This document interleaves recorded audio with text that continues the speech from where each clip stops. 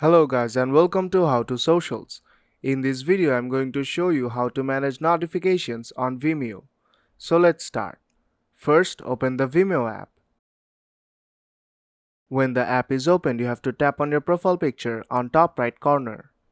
Then tap on notifications. And here you will see notifications for various options. Now you can fine-tune the notifications as you want. If you want to disable notifications for likes, comments and replies, all you have to do is tap on the toggle just beside them to disable those notifications.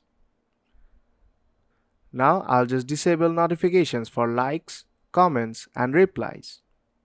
If anybody has given you a credit on their video, you will receive a notification. And if you want to disable that notification, all you have to do is disable the option credited in a video. If you don't want updates for contents, then disable the option Content Updates. And that is how you can manage notifications on Vimeo. So if this video helped you out, then don't forget to leave a like. And I'll see you in the next tutorial.